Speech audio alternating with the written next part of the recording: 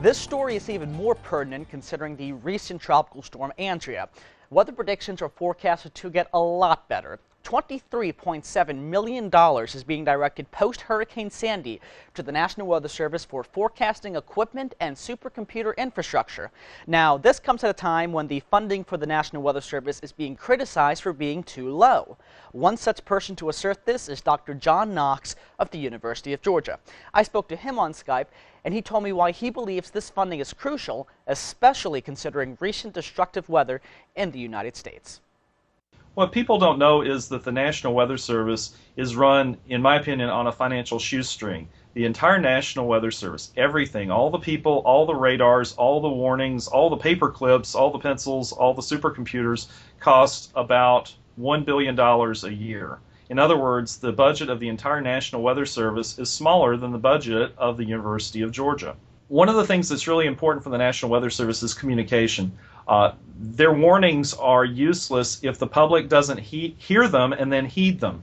And one of the problems is that their infrastructure is creaky at best in terms of getting warnings out.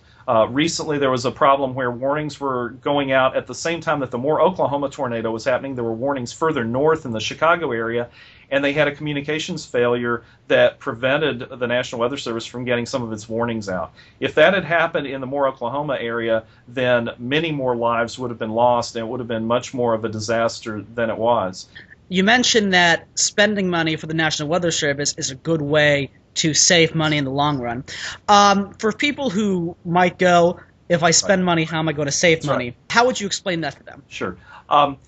Every dollar that is spent on weather forecasting in the United States is estimated to give back about $6 in benefits in terms of lives saved and property spared. It's an amazing deal that's not talked about nearly enough. If you went to Las Vegas and for every dollar you spent, you made $5 or $6, say you put in $1 in a slot machine and you got $5 back, you would never leave Las Vegas. And that's exactly the situation we've got with weather forecasting. Our weather forecasts now are so good that we can anticipate severe weather not just a few hours in advance like it was when I was a kid or a few days in advance. Now we can do it sometimes as much as a week in advance, which allows us to respond proactively to death and destruction in ways that we never could before. And that provides monetary benefits that are amazing. Basically economic reasons. If you're able to prevent a lot of destruction and you're able to prepare for a hurricane, tornado, or any kind of natural disaster, then the economic consequences won't be as high. That's right. Spending on preparation for bad weather, anything like that, and probably the best preparation is a good weather forecast that tells you days in advance that something is going to happen. That kind of spending has a multiplier effect. For example, one of my colleagues in private sector meteorology estimated that the weather forecast for the Moore, Oklahoma tornado saved over 200 lives. So try to put a dollar value on that.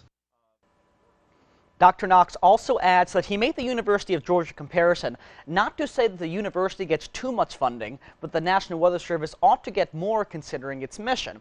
Now, President Obama's fiscal year 2014 budget proposal includes a $13.8 million increase in funding levels for the National Weather Service on top of this Sandy supplemental.